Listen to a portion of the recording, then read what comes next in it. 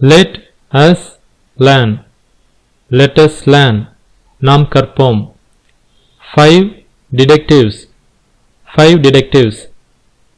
5 துப்பறிபவர்கள்.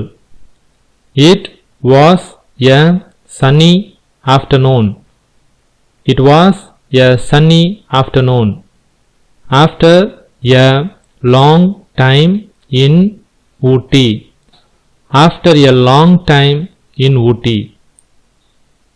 ஊட்டியில் நீண்ட நாட்களுக்கு பிறகு சூரிய ஒளி நிறைந்திருந்த ஒரு பிற்பகலாக அன்று இருந்தது.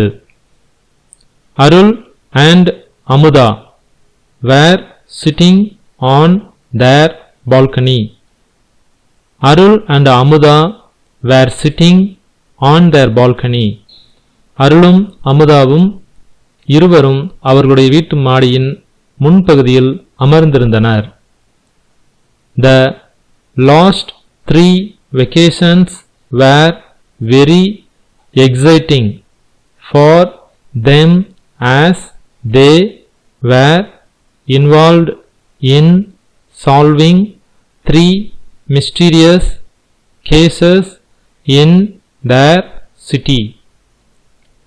The last 3 vacations were very exciting for them as they were involved in solving 3 mysterious cases in their city. அவர்கள் இருவரும் மர்மமான வழக்கொன்றின் தீர்ப்பதற்காக தங்களை உட்படுத்திக் கொண்டதால் கடந்த 3 விடுமுறை காலங்களிலும் மிகவும் பரபரப்பாக இருந்தார்கள். They missed their friends Srijit, Jesse and Fatima.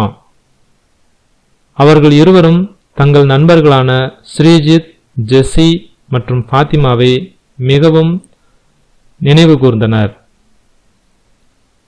அதாவது அவர்கள் இல்லாததை நினைத்து மிகவும் ஏக்கத்துடன் இருந்தனர். They called themselves the 5 detectives or 5D. They called themselves the 5 detectives or 5D. அவர்கள் அவர்களை 5 துப்பறிவாளர்கள் அல்லது 5D என்று அழைத்துக் கொண்டனர். They were famous in Ooty for their courage and skill. They were famous in Ooty for their courage and skill. அவர்கள் 5 பேரும் ஊட்டியில் மிகவும் புகழ்மிக்கவர்களாக இருந்தனர். எது நிமித்தம் என்றால் அவர்களுடைய வீரம் மற்றும் திறமை ஆகியவற்றின் நிமித்தமாக ஊட்டியில் மிகவும் புகழ்மிக்கவர்களாக இருந்தனர். The police appreciated 5D for their admirable acts. The police appreciated 5D for their admirable acts. இந்த 5 துப்பறிபவர்களாகிய 5D அவர்களுடைய வியக்கத்தக்க செயல்களின் நிமித்தமாக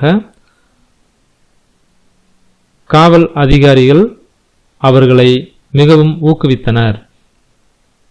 அதாவது காவலாளர் அவர்களை ஊக்குவித்தனர்.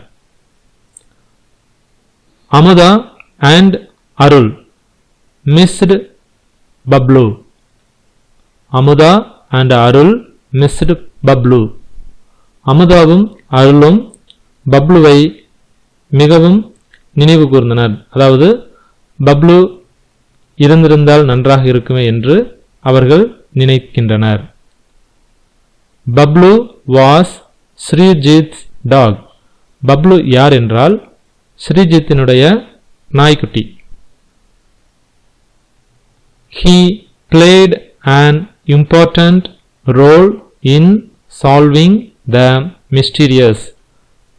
He played an important role in solving the mysterious.